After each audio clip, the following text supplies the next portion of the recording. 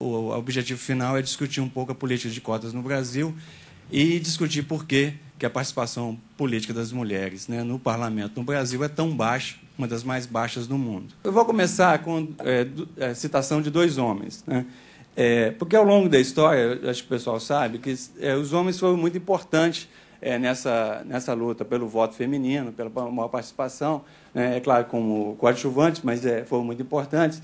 E eu queria citar dois, assim, que são históricos muito importantes, que um é o Marquês de Condorcet, né, que é um grande matemático, filósofo e um grande revolucionário da Revolução Francesa. Na Revolução Francesa, quer dizer, quando se instituiu o voto universal, né, o voto universal, as mulheres ficaram de fora desse voto. Mas houve muita polêmica. E o Condorcet, ele fez uma defesa maravilhosa, né, da defesa do voto feminino, que ele estava defendendo por que as mulheres tinham que ter direito de voto, questionando porque os homens estavam votando contra o direito de voto das mulheres. Então, ele falou o seguinte: ou nenhum indivíduo da espécie humana tem verdadeiros direitos, ou todos têm os mesmos. E aquele que vota contra o direito do outro, seja qual for sua religião, cor, sexo, desde logo abjurou os seus. E a outra frase é do Charles Fourier, um grande filósofo também, um grande socialista, libertário, etc. E essa frase é fundamental, né? Que é o grau de emancipação da mulher numa sociedade é o parâmetro natural pelo qual se mede a emancipação geral de um povo. Então, o que eu vou tentar mostrar é o seguinte: se a gente for ver, né, o parâmetro aí, né, das eleições, quer dizer, a taxa de participação da mulher na política no Brasil, na política formal e principalmente na política parlamentar, né, a gente está longe, né, de ser um povo emancipado. Todo dia se fala de déficit público, né, e discute o déficit público, a taxa de juros, etc. Mas o déficit de gênero, né, é muito pouco discutido. Na história do Brasil, mais de 400 anos as mulheres não tiveram direito de voto. Foi aqui no Palácio do Catete que o Getúlio assinou o decreto em 24 de fevereiro de 1932, né, dando direito de voto às mulheres. Mas até 74 só tinha duas mulheres na Câmara, né? A primeira senadora, Júlia Marese, eleita, foi em 1990, a primeira governadora em 94. Nunca houve uma presidência do Brasil, né? E as mulheres estão subrepresentadas. Até 82, você tinha menos de 2%, né, dos deputados brasileiros eram mulheres. Tá? Deu um pulo em 86 com a Constituinte, né? Foi o grande salto. Foi crescendo lentamente, diminuiu em 98, nós vamos discutir mais na frente aqui, e depois cresceu um pouquinho. Quer dizer, ao longo do tempo está crescendo bastante, mas 9%, né, da Câmara a gente vai ver que é muito pouco em relação ao resto do mundo. E aqui é a participação no resto do mundo. Tá? De 45 até 2008, em 45 você tinha só 26 parlamentos no mundo, hoje você tem 189, você tem um processo de ampliação, né, da democracia. A democracia formal, pelo menos, ela cresceu bastante no mundo.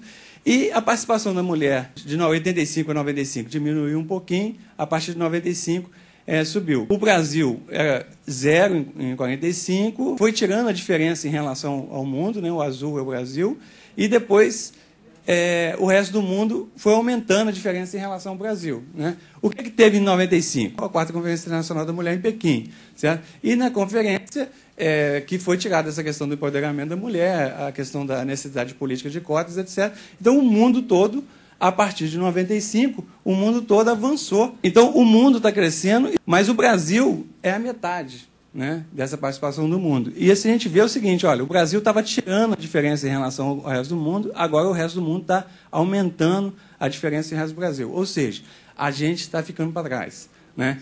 E a gente tem uma política de cotas, e o que eu quero discutir mais na frente é como foi feita a política de cota no Brasil, como ela foi redigida. Nós temos 5 milhões a mais de mulheres do que homens no eleitorado. Em 2006, as mulheres já são maioria em todos os grupos etários. Então, você está tendo um aumento, né, do eleitorado feminino e principalmente do eleitorado mais idoso. A idade mediana é 37 anos, ou seja, metade da população do eleitorado tem mais de 37 anos.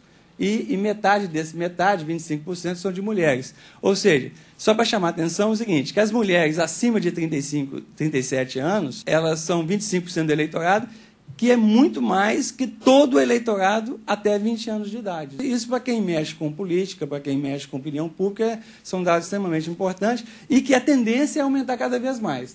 Pegando o lilás aqui é deputado estadual e o azul, o deputado federal, né, a percentagem de participação. E aqui, né, 95 foi quando foi feita a primeira política de cota dentro da Lei 9.100, de setembro de 95. O fato que surpreende o mundo todo, né, é que quando foi feita a política de cotas, deputada federal diminuiu. Né? Ninguém entendeu, quer dizer, quando você vai discutir com gente de outros países, o pessoal não entende o seguinte: como é que vocês fazem uma política de cota e a participação cai? Né? E é loucura esse negócio. E é loucura mesmo. E é a lei, viu? Eu vou mostrar que foi a lei que foi errada.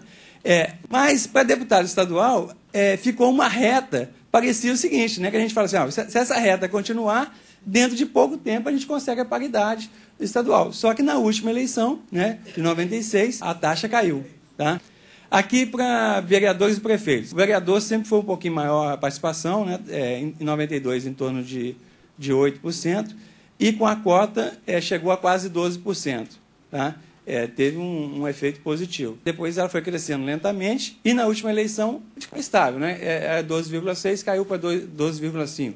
Para prefeito que não tem cota, né, ela seguia mais ou menos o ritmo lá dos vereadores e ao contrário, na última eleição das capitais, desculpe, houve uma diminuição, mas nas prefeituras como um todo houve um aumento, tá?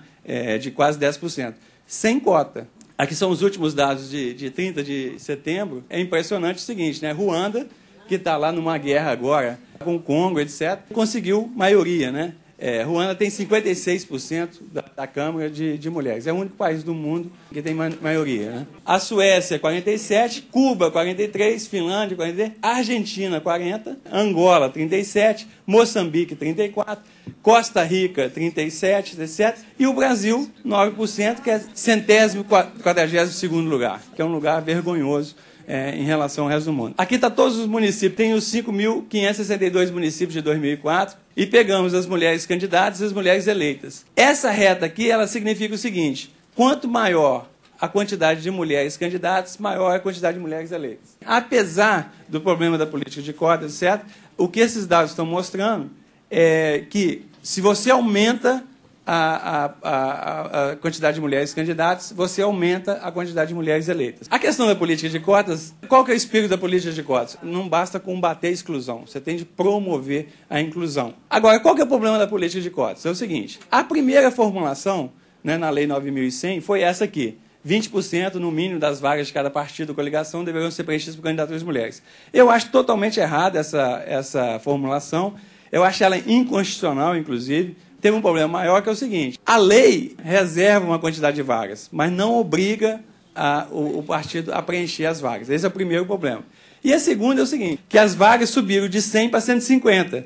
Bom, aí a lei foi reformulada em 97, tá? E aí sim é uma lei que eu acho uma política universal, constitucional, etc. Porque, veja só, ela não está beneficiando homens e mulheres. O que ela está falando? Do número de vagas resultantes desse artigo, cada partido coligação deverá reservar o mínimo de 30% e o máximo de 70% para cada candidatura de cada sexo.